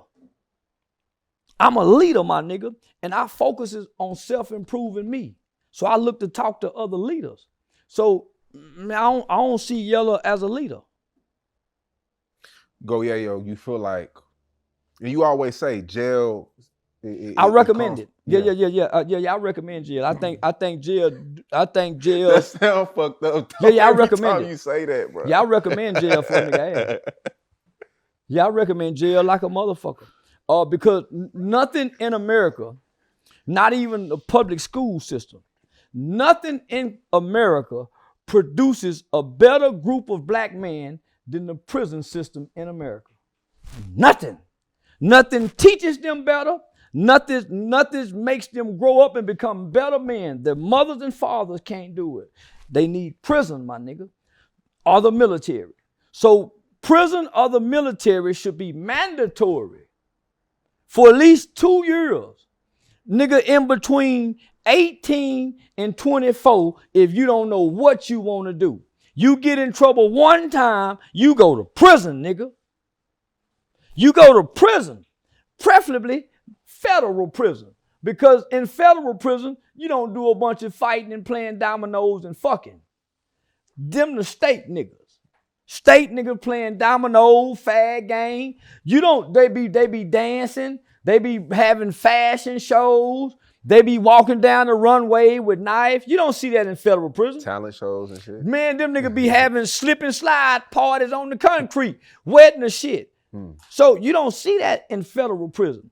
It's a bunch of little boys in state prison playing tough and gangster, taking each other booties, bullying each other. Federal prison is more like college and university. Niggas getting up going to work. They going to Unico. They going to school. Niggas in state prison sitting, smoking, getting high in the cell, motherfucking thing. The niggas in the feds learning game. Learning how to play poker, meeting this plug, learning about this, Nah, homie, so it's two different mindsets. Yeah. Yayo told me a story about a time where he was walking past a Mexican guy, and I guess in prison, you gotta have permission to walk past somebody. And he said the dude was about 2-3 months away from going home. And Yayo tried to fight him. Dude was gonna kill him. If Yayo would have did the same thing maybe a year earlier, he probably would have got killed by dude. The leader of the Serranos, I think, in the feds. But he says that situation changed his whole outlook on life. You realize you ain't bad as you think you is. You want to fight, he want to kill. See, that's the difference between a lot of niggas, homie. See, you just want to fight. I'm going to hurt you. I don't give a damn about winning no motherfucking fight, nigga. I'm going to hurt you. Yeah, I might get hurt. I want to hurt you. So I got an objective. You just want to fight. See, you might know how to fight. You aggressive, but you ain't dangerous. You won't stab no nigga in the neck with no pencil. You won't bite no nigga lip off. He did. You won't put your motherfucking eyes in no nigga eye and try to blind him. You want to throw punches. So you an aggressive, angry nigga. You ain't dangerous, nigga. So it's a difference. So you don't know this and you don't learn this until you go to them USPs. Yeah. See, you can bluff your way around in your state prison. Say, man, that's my homeboy from such and such hood. Motherfucking phone in. Oh, that's my homeboy from such and such hood. Say, let him make it. So you get that. So Fort Worth go group up with Fort Worth. Nigga, you from Texas and they send you to Wyoming. You up there with them DC niggas. They done put you up privilege to California, nigga, and you claiming Crip or Blood. But you from Texas. Which car you getting in, nigga? Because if you get in the California nigga car, you finna be a crash dummy. They gonna use you and exploit you, nigga. You gonna be doing everything that's gonna put your time at risk. But you come up proclaiming this shit because you scared. That's why every nigga who go to prison look around. I'm from here because they really be scared. That's why a nigga go in there and try to find them cities and them hoods where they from. They be scared, my nigga. The old nigga went in there as a man. I ain't nothing but a man, nigga, and I'm gonna be respected as a man. Them boys can't do that, nigga, because we go to prison as little boys. He also told me that he was fighting this OG guy, and he walked in the OG cell. And when you walk in somebody's cell, it's kill or be killed. But he didn't know that. So he was fighting the guy, but dude, the OG guy was trying to kill him, biting him, stabbing him. Yeah. It's you know what I'm saying? It's up. You don't want to fight him no more. He said he didn't expect that. He said, I'm just trying to fight. He trying to kill me. Yeah. I just said that before you said that. That's why. It's some, nah, homie. No. Damn. That's why I don't want to fight. That's why I got all these different little weapons. Nigga, I want to leave a mark on your face. Nah, my nigga, I don't want to fight. I want to hurt you. That's the difference. So, because I ain't bothering nobody. And you trying to hurt me? Yeah, my nigga, I'll bite your jaw. I'll grab your nuts. Nigga, pick your nose, all kind of shit. Nigga, do all kind of shit to you, nigga. Trying to hurt you. Scratch your face. Leave permanent scratches on your face. Oh, he scratching like a bitch. He biting. I done had plenty of niggas got a nigga in a chokehold and you bite him and they let you go. He biting like a bitch. Pop, pop, pop. Yeah. Ain't no rule. Where you nigga putting rules in this shit at? You think his mindset's gonna stay the same? Hell yeah, it's gonna stay the same. Once you see this type of shit, you traumatized. But when you get out, I mean, you have all these people around you. Listen. One thing I know, once they go down there, that white boy break their spirits. And they think twice about coming out here still being a damn fool. I done watched all the damn fools grow up from now. They don't be damn fool no more. Nigga get in the car and put their seatbelts on now. Nigga, do you know what them niggas had to do to come home? They had to follow rules. You don't leave out of there and you ain't been minding. That white boy break your spirits. It's very few niggas, homie, that can say fuck it when it's time to go back. It's very few niggas can say, nigga, I don't give a fuck, I go back. Homie, no. Because what ends up happening before now, he didn't understand consequences. He could rap to the judge to get out of trouble. All that. Now he understands consequences. Now he understands, nigga, they'll send you somewhere you got to respect this shit, nigga. Little old tough ass nigga. Now you scared. Because now you really got rules to follow. And these rules could be life or death. Not just getting rolled up. So you go follow these rules and you go follow the inmate rules, nigga. So you want to come home now and follow a little rules so you ain't got to go down now. Because you know with your record and your point system, you going back to that USP, nigga. And I might not make it out this time. So, homie, I done watched all the big, bad, tough niggas come to their senses. Or they go back down there and lay with their boyfriend. 051 Kiddo. You predicted. I asked you about him, Chicago dude. He did 10 years in jail, in prison. He went in at 17. I think he's out at 27, 28. Got out with 9 years left on parole. And he just got back arrested. And now your clip is going viral saying that he wouldn't make it through them 9 years of parole. I got him, King Lil J, Honeycomb, Brazy. Yeah, I done named them all. Yeah. Parole a trap? Probation a trap? Nope. You don't think so? You got to have your mind made up. See, once you make your mind up, homie, I ain't taking this. First time I heard that, everybody says it's a trap. No, it ain't. It's a trap because when you take it, you know you ain't gonna walk it. You already know when you take this probation, you already got in your mind how you go try to trick the system to still get high and do what you go do. You already know when you get this probation, you still finna go hang with other criminals. You have to change people, places, things.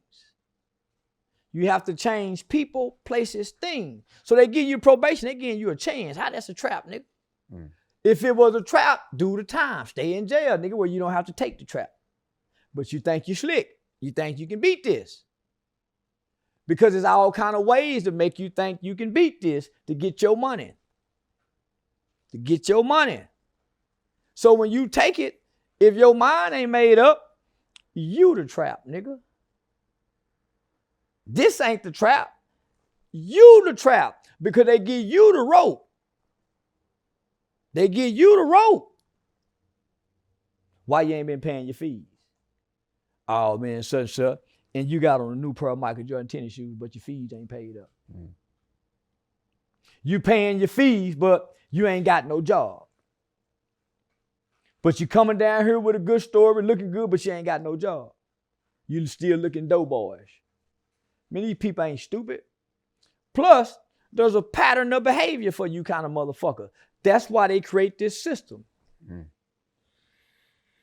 Now, the system have revolving doors. They don't have trap doors. They have revolving doors, That's nigga. a bar. So, mama say, you got to be sick and tired of being sick and tired, nigga, to change what you doing.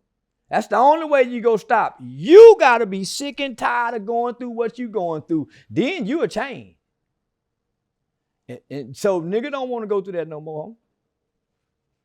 Nigga don't want to go through that no more. Are you saying a new trend where basketball players, rappers, shit in general, the new trend is men are getting their nails done?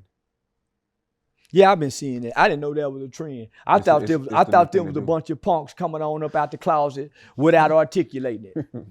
Yeah, I thought that was punk behavior, and these niggas was whispering, I'm a punk by painting their nails. Because when did men, who started this trend? What hoe was sitting in the bed? Which one of these niggas was playing girl daddy, putting the tutu on and painting his nails with his daughter and didn't take it off because she said, Daddy, let's keep wearing it. What nigga, who got you niggas doing this? And what make it cool? What make it cool for a nigga to throw his motherfucking fingernails out and them bitches paint it? You're giving off the wrong signal, guys. Yeah. You're giving off the wrong signal. But when did the trend start and who started? Because me and you ain't with the trend. Like rock stars. I think that started in like the rock. Most of them been gay. The punk most of the punk rockers been gay. Yeah. Most of them punk rockers been gay. Always have been. They always been the freaky, orgy. Yeah. Them always been the sissy, cool guys. Have all the girls and fuck their buddies, with the exotic drugs. Hallucinating and all that kind of shit. So, homie, so this what done happened. This is the effect of Dr. King saying, let's go join these people. And we get to hang out with the white boys and see what the white boys do. And we try to come mimic it and try to make it cool in a nigga way. You don't look at it as fashion? Some people look at it as fashion. They most men in fashion are gays. So when did men get into fashion if you ain't gay? There's almost 90% of men in fashion are gay. The models so when did niggas get into fashion? When? No, it ain't fashion, my nigga. It's homosexual traits and behaviors by way of emasculation. Nigga, if you got your nails painted, you have been emasculated as a man. Because throughout history, women have always painted their nails. You put eyeliner on, that's a bitch job, nigga. Nigga, I'd rather have ashy knuckles than painted fingernails. So now, my nigga, hell no, that's whole shit. And we go call it what it is. It ain't fashion, nigga, that's whole shit. And hoes always been in the fashion. That's why they get to dress the dolls up. We play with Tonka trucks. What you think about the Super Bowl halftime show with Usher and Alicia Keys? You think he was out of pocket? And Swiss Beats, he carried it like a player. He was like, you know what? It's a bigger picture. Like, y'all worried about this, but this shit is history being made. What history was made? That they performed at the Super Bowl? Yeah. History was made when Janet Jackson titty popped out. Usher pressing that dick up against that fine woman's hips, sweating and gyrating, and nigga with them motherfucking church britches on thin and the motherfucking, she can feel that bell head. Did you see when she laid her head back with the microphone and Usher hugged? I said they coming. That was the look of two motherfuckers coming together. They done that before. That was muscle memory. Nigga, I done fucked a hole in the same. That was muscle memory. They been Swiss bitch can say what he want to say. Nigga, that was muscle memory. You don't think he was in on it? Like he didn't know it was coming? No. Hey, Usher riding motherfucker. Usher been breaking up motherfucker for the last 3 years. Nigga, any nigga can dance like that and whole stank is fine. Nigga, nah, homie. Shit, nah. Usher low down, dirty, riding motherfucker, and he don't mean men no good. Yeah, that nigga's every woman's pet and every nigga's regret. Nigga, I wouldn't dare take my hoe to go see that nigga dance across the stage. So, but Swiss said he wasn't tripping though. That's what he telling us. So you think in the house when they got together, it was some shit? Man, they might not been shit that night, but nigga, let her keep walking around, talking on the phone, telling them hoes how fine she a good girl. But he in the other room listening. Nigga, when it's time to fuck the next time, nigga fuck, and she close her eye, bitch, you thinking about that nigga, hoe.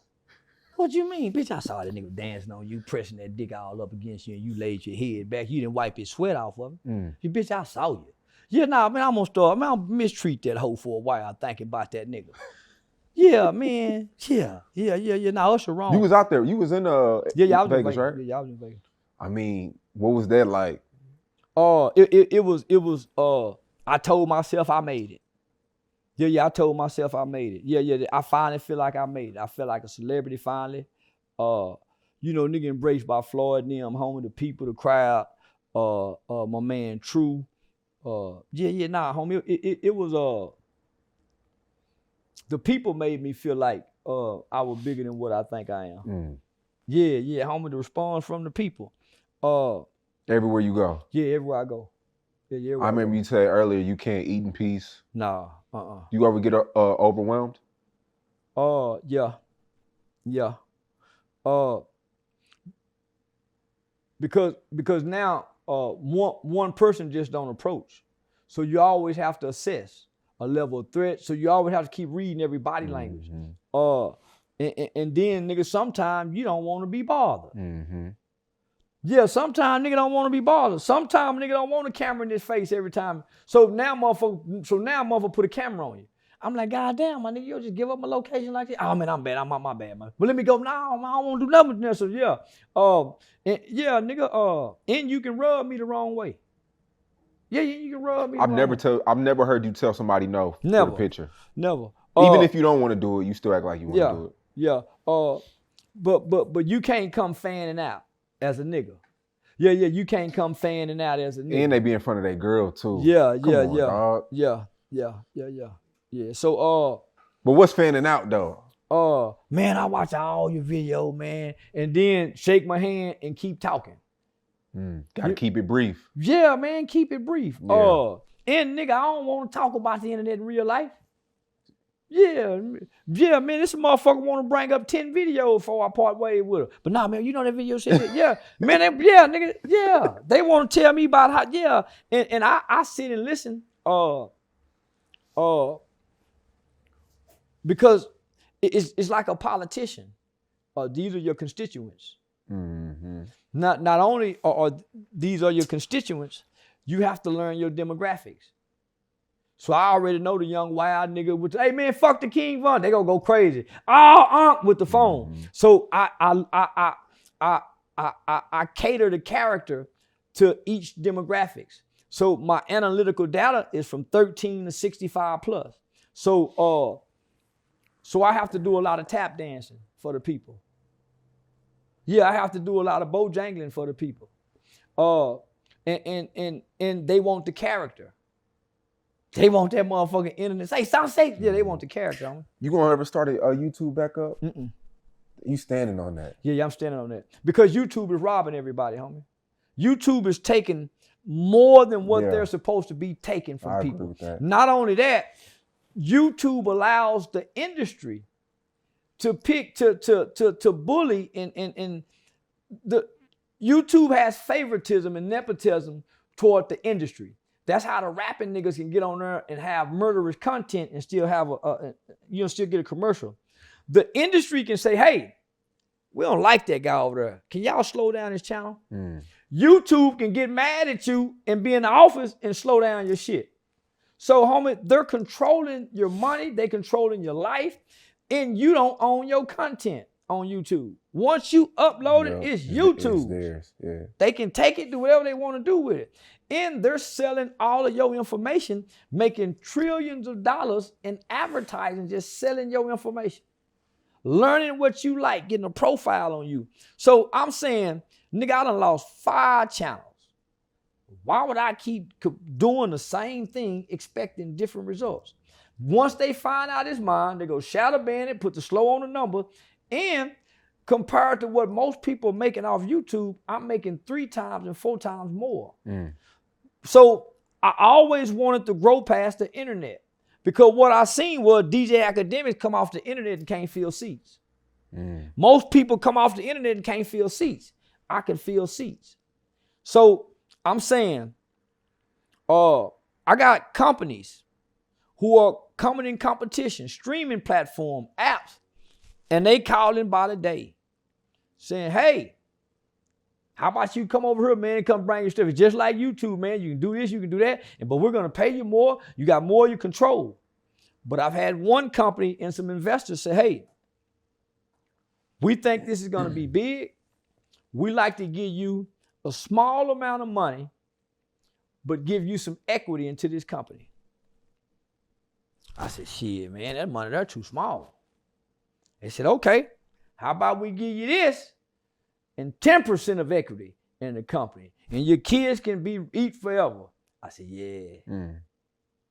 Yeah. Equity. So then I got another company saying, hey, man, we sure like for you to come over here. And man, if you just come over here, you can do pay-per-view events and charge this, and you get all the money and woo, woo, woo, woo, woo. I said, man, that might be a conflict of interest with this. Let me call this other company. Called other company. They said, nah, it won't be a conflict of interest. I said, oh, yeah, bring on with it. So other platforms are coming and recognizing the power and the draw that I can come over here. So, nigga, I got at least 5 million people that go follow me, no matter where I go. So I didn't focus on the social media sites. I focused on creating content and branded myself as a content creator without no script on any social media platform. So I would never go back to YouTube. And I got a monetized YouTube channel. And I got a guy just hired to say, man, take all of my videos, just do this. So, man, let other people eat with it. Yeah. Yeah. King Von's baby mom recently came out saying that one of his close homies tried to fuck with him. That's how I go. Yeah, that's how I go. If you got 7 homeboys, nigga, before y'all leave that funeral ground, it's a nigga already got his eye in his position on trying to get at your bitch. When he say, man, if you ever need anything, nigga, don't tell my bitch nothing, nigga. You go fuck with my kids, nigga. Nah, you don't be offering no aid to my bitch, my nigga. Go fuck with mama. Go fuck with mama and the kids, that's my nigga. She said, like, y'all ain't even check on his kids. Nah, nigga, go fuck with mama and the kids. Nah, nigga, don't be coming over here. But that ain't just one, that's many. Nah, homie, homie, that's just the nature of friends. Because what happened is, nigga, most niggas not real friends, no way. Most niggas just waiting to take his nigga position. Most niggas just waiting to take his nigga position. So this story paint out everywhere. Nah, homie, nigga, I barely even go in my niggas' houses if they got girls. Just not because I'm a fucked up nigga. You don't invade my nigga. You don't invade your nigga space with their woman. You know what I'm saying? Nah, nigga, we be out there. So that's just what an old nigga taught us. You don't be going to no nigga house and he got no woman. Especially if he got kids and a woman. So when my partners die, nigga, I ain't at they bitch. I'm shooting for mama. Mama, you need anything? Cause mama go keep me in contact with the kid. The bitch might find out this nigga was fucking with this hoe, and she might cut the partners off for the kid thinking we some hoe ass nigga. But mama go let her, hey mama, how Junior doing? So my ties is the mama. Not to try to come over here and help her. Because nature, if she's attractive and I'm attractive, if we keep doing this for years and years and years and years to come, eventually, once time go on, we're gonna glue together. No matter what our loyalty is to each other. Your brother, nigga, they'll end up, yeah. So nigga, you deny yourself of that desire of wanting to help your nigga's woman. Go help his mama. If his mama dead, you help his sister, his brother. But you don't help his woman. Damn. And that shit normal. Well, that's how the dope boy used to get a nigga woman. The nigga that's fronting the bricks. The nigga in the hood, homie. The big homie who everybody look up to. The homie that got it together. So when you get in trouble, you say, man, go over there and holler at my nigga go give you something. Nigga, he got access to fucking her. Nigga, you riding around with your woman to go score. You bringing her with you. Y'all in the house, y'all taking care of the business. He's cutting his eyes at your bitch. He got his jewelry on. So nigga, she seeing. She a monkey that's, nigga, she blinded by shiny objects too. And you bragging on him. Yeah, boy, my nigga, boy, he bring my nigga, man, that's my nigga. And you praising and giving admiration. So nigga, if it ever come a time where they got to cross paths, she's already familiar with him. Yep. So when they see each other at the club, they already have familiarity because you've been brought, homie. That's how it go. Yeah, that's how it go, my nigga. But that's why you ain't, nigga, you keep, nigga, that's why when you out in that world, you don't bring your bitch as your sidekick unless you playing square. Damn. How you feel about immigrants? I hate them motherfuckers. Yeah, I think, man, we need more immigration law because the immigrants are being brought over here to replace the nigga, to kick us in our ass.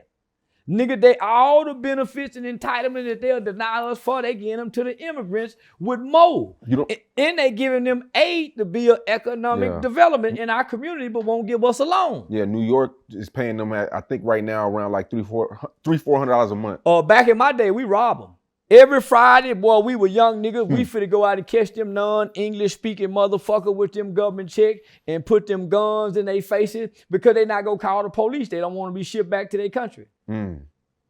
So I ain't gonna recommend it, but I recommend it, nigga. A bunch of young niggas quit robbing each other. They putting these immigrants in your neighborhood. They got big bankroll. Niggas and they trying to buy television that they not never have. iPhone. Niggas start getting them immigrants. They can't give a description good enough in English to damn near get a nigga caught. That's a good lick right now. We're not promoting that.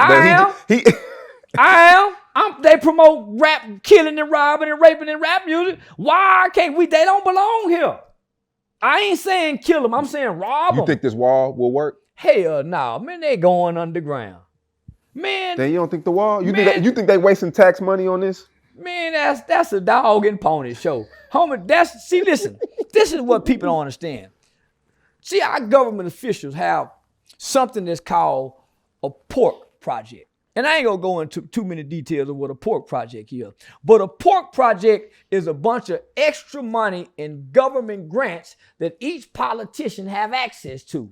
And they get to say, hey, we finna give $30 million to research frogs' ass. It's called a pork project. Say, we got another $100 million to study what the grass gonna be like in 10 years. Fuck y'all doing that for? Well, as I shovel this money out, I'm gonna give it to you, but nigga, you gonna kick me back too in campaign donation for my political action funds. But I got the money, so the other politicians know I'm doing this, so they say we're wasteful spending. So that's where the wasteful spending talk, because we got all this money for it, and we just wasting it for this type of shit that don't mean nothing. So the immigrants, homie, the politicians, the liberal politicians is playing on the fact that we got all this grant government money to give to our immigrants. So if they giving them immigrants $8,500, that means taxpayer gave them motherfuckers $12,000 and the politicians pocketing $4 and giving them $8. Not only that, these are your new voters. Since black people has the lowest voter turnout every election. These motherfuckers won't even participate in our election. And they fuck it up at times. Coming out just voting every once in a year. getting in the goddamn way. So we can't rely on our nigga voters no more, is what the Democratic liberal politicians are saying. That's why your Democratic politicians are saying, let their ass over so they can replace the nigga. Guess who go work at McDonald's for $7.25 and they ain't got the rate? You want 15, nigga. Yup. They want 7. Yeah. Come on, y'all. You want 12, they go take 8. Guess what? Most of our police departments, y'all wanted to fund them. So most rich people is creating private police firms. Private police is way more dangerous than the regular police because they don't have to adhere to the Constitution, rights, due process. That's why them clubs can kill, nigga. You never see nothing happen to the security guard. That's why some club got a bunch of killings by the security guard and nothing ever happened. Private security can get away, nigga. Police can't. They lose their job. Under investigation, laid off. Now private security. That's why private security is some cocky niggas, because they can kick your ass and ain't no liability on nobody. They is cocky. They ain't no rights with private security. Man, what you doing? They'll jack your motherfucking ass up. And it's assault by them, but nigga, you can't go press charges. Private security. So the immigrants coming over here, homie, the white police is saying, man, I'm just getting my check and go retire. Them immigrants go mash down on us. So just do me a favor. One day y'all go to city council and look at the next police graduating class and see how many immigrants they hire. When you go to the Texas prisons, it ain't racist white people working down there no more. It's Africans, Nigerians, Congolans, and they mean to a black motherfucker. Not only are they mean, you can't bribe them motherfuckers like you can do the white bitch, that white boy. That African ain't doing none of that for you. He don't even like you. He whoop your ass with that pen because he know what that pen will do. He don't argue with you. So they bringing all these immigrants over here. I remember hearing Dr. Claude Anderson talk almost 10 years ago. He said that once upon a time that black people were second-class citizens in this country to white people. They start bringing more immigrants over here. Once they get the Indians don't even compete with us.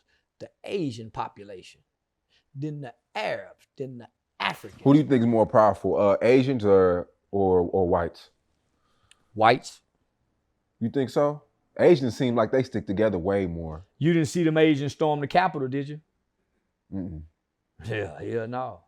You don't see Asians going around the world just blowing up shit, do you? No. Don't forget who that white boy is. He got more nuclear bombs, is way more powerful than anybody in the world.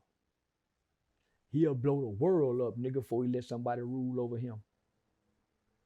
So he positioning himself, right? Because he know he's gonna be a minority in a majority as a ruler. So he bringing these immigrants over here and they gonna be loyal to the people that's feeding them. The niggas wasn't loyal to the Democratic Party. They don't vote. A low voter turnout each election. We get these immigrants over here. It pushes black people down to 4th, 5th class citizens. You got the white man, you got the Asian, you got the Mexican, you got Syrian, you got Russian, Chinese, Japanese, Vietnamese, Venezuelan, Cuban. You got all these different people over here, and all of them have an economic force. We have spending power, buying power, but we don't know how to utilize it to leverage power. We can have voting power, but we have a low voter turnout. That's why the niggas before us, like Dr. King, them was able to establish rights that they didn't have because they had a high voter turnout. 2 years ago, an article came out, and they said by the year 2045, white people will be the minority. And most people believe right now they're already the minority. They are. That's why they ruling with an iron fist. That's why they creating laws. That's why they fighting amongst each other for their country. And there's a faction that'll go to war with the other white man for he let turn his country over to these immigrants who's not wrote into our Constitution, who don't respect our Constitution, who come to take over America. Is one group of white boys, homie. They got plenty guns. We seen them in Nevada when the government tried to go take their cattle at that ranch, and all them white people stood against the federal government. We seen it on Trump election day. I ain't seen no group of people that got a group like them, my nigga. Don't tread on me. Homie, come on now. That's how that spirit lie in white people. That's why they take voting so serious. Homie, they ready for war. They ready for war. So who's the majority now? Whoever made law, because I can become a dictator. You don't think Mexicans majority? They don't. I don't care who the majority. Yeah, we make law. Yeah. We make law that says this, and we slim down the majority. But we don't have to worry about being the majority, the minority. We got our niggas. So, I don't care how many people come here, homie. They make law. Whoever make law of the land, that's who control. Mm. Last interview, you said that we shouldn't vote for president. Not this election. So what should we vote for? Your local elections, your city councilmen, your precinct chairs, your state senators, your House of Representatives, your district judges, the people who decide who get all that time down there, your juvenile judges, your school board administration, you vote on your bond packages, your railroad commissioner, your governor, all that shit that you can walk into their office and say something to them. You can't go say nothing to now motherfucker in the White House. You go tell that motherfucker, I voted for you, and you tell that motherfucking president, and you, okay, you stop getting your money, you stop getting your votes, he started talking for you. That's why Trump have to be beholden and say certain things with that rhetoric, because he got some people that got him in there. Same with Obama. Obama had to stay loyal to the gay population because that's who got him in there. Yeah. He had to stay, he couldn't say, man, black people, listen, y'all didn't get me here, my nigga. Y'all didn't get me here. We did vote for you. The popular vote didn't get me here, my people. We did. Listen, you didn't go to school enough. The gays got me here. So I'm the first president to champion gay rights. I'm going down in history for changing the cultural dynamic in the moral fabric of America by legalizing homosexual marriage and painting the White House in rainbow colors. He's the champion president of that. He ain't a war president. He ain't no motherfucking hero. And he didn't owe us nothing because his white mama didn't raise him to love his blackness. His wife taught him that. So he learned to love his daughters, not his people. He fucked with white bitches for Michelle, nigga. He went after his mama. But he knew he could never be strong in politics. They must didn't read the book. He like white hoes, nigga. He don't like that fine black sister. His mama, he can't see his mama. Nigga looking for mama and baby. So yeah, nah. And that's just to bring back what you said about Patrick Mahomes, because his mom is white. And He's white. And his wife is white. You see what he laying down with? Obama got into politics, so he can't, but he cheated on Michelle. Obama cheated with a white bitch. He didn't go get no nigga bitch. Cause Michelle is nigga. Southside Chicago, and kick his ass. And whoop the white hoe too. And she took care of the little weak motherfucker. She had the job. He was volunteering down there at the community center on white hoe. Looking for his mama. Trying to be his daddy, because his daddy was a playboy. That sister got him and helped him pay off his student loan. She got him and cleaned him up. Nigga fed him. Nigga gave him 2 kids and made him the president, first black president. He couldn't do that without that sister. He wasn't gonna never make it past senator with a white bitch. And he wouldn't have had a long term because he wouldn't appeal to America. See, he was a white boy that had a black wife that had a black daughter. That's every white boy's dream. Put one of them nigga babies in that So slave wait, girl. you saying Obama, he's basically not black? Nah, he ain't. Homie, listen. You are what you think. See, we think color. That's how Clayton Bigsby can play the Klansman, nigga, in the concept of this blind black man being I'm a nigger. Because, nigga, you are what you think. I think, therefore I am. So, your mother can't show you blackness and she white.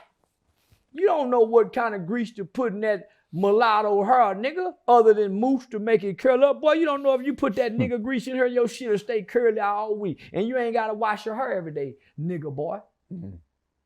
He don't know that. He probably had lice and everything. Niggas don't get lice. Nigga, please. Hell no, that's a white boy. Well, your daddy black, who raised you, nigga? My girl said the same. Because guess what? You can take a baby, a real human baby, and put it with wolves. That baby think he a wolf. Give a fuck what you say. That baby think he a wolf. He go bite with the wolf, eat with the wolf. I think, therefore I am. So, you can't have a white mama and think black. I don't give a damn if it's a nigga laying next to her every day. You can't have a white mama and think black. It's impossible.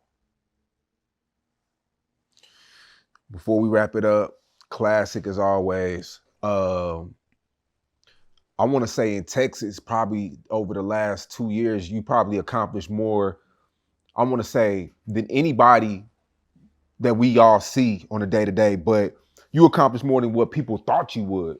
I was in Vegas for the AVN Awards, and I won't repeat the name of this elder who's also in the entertainment industry. He didn't get it. He didn't get it, and he was a mean old elder, been in this industry for a long time, overseen Bobby, knew this, and boy, he don't play. He didn't get me. Oh, at the beginning. Because he just had snippets. He didn't get me. Cam Newton, he kind of got my attention, but he wasn't feeling me. And he said, man, I know you got a podcast deal coming up, and if I find out that you don't keep your ownership, I'm going to know. If I got to talk to Paul Rosenberg, I'm going to know. So he was just chastising me, but he wasn't feeling me. Mike Tyson's former manager, Craig Boogie. Boy, we walking through the hotel hollering, man, you a bullshit nigga, Craig. So this brother, we catch up with him later at Hardeen's dispensary, and shout out to Hardeen's in Las Vegas. He get to talk to me. So we spending hours talking. And I'm telling him how I evolved to this and my plans and how I studied Dolomite, Mabel, Petey Green. So man, he's fascinated that I know this, the history of comedy. And he was blown away. So unbeknownst to me, he left out the room for a while and he made some phone calls because he want to know why ain't nobody grabbing this young brother? Man, why ain't nobody in the industry accepting this brother, man? So when he came back, he told me, man, you keep going. He said, they're afraid of you. He said, nobody expects you to be this good. Nobody. They all whispering how good you are, but they won't publicly say it. And NLE Chopper told me that. He said, everybody be saying, but they won't say it in public.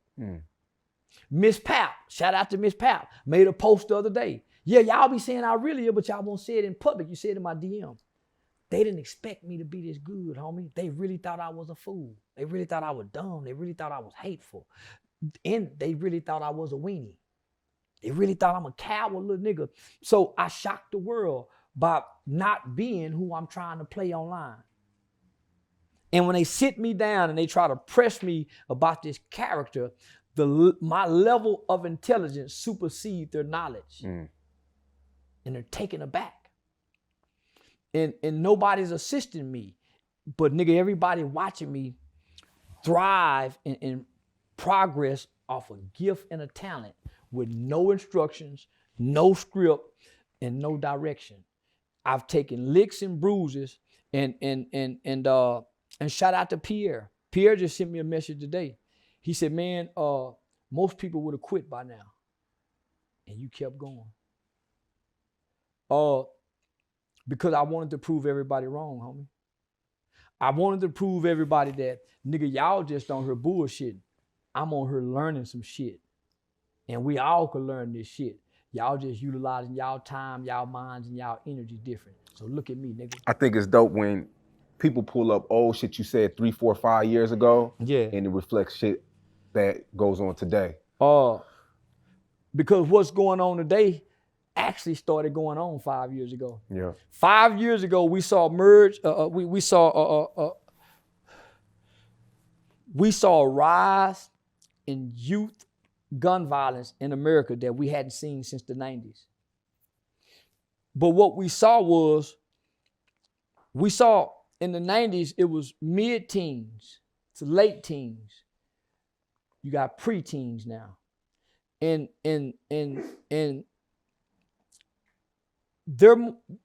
their violence is more extreme than what we were, because the level of thinking that this group has. This group don't think. They're very impulsive with very little empathy and remorse for hurting other people, and they have access to military weapons that they've been training in simulation since they was toddlers. So they're bloodthirsty because they've gone through the simulation training of killing and shooting and playing the games. They got the rated R gory with blood and guts. So they really get to see what it's like to kill. So they're already desensitized to watching the motherfucker brains blow out. So it's programming. So, yeah. Appreciate it. Another classic. Yeah, Appreciate y'all, yeah. man. Shout out to Go Yayo.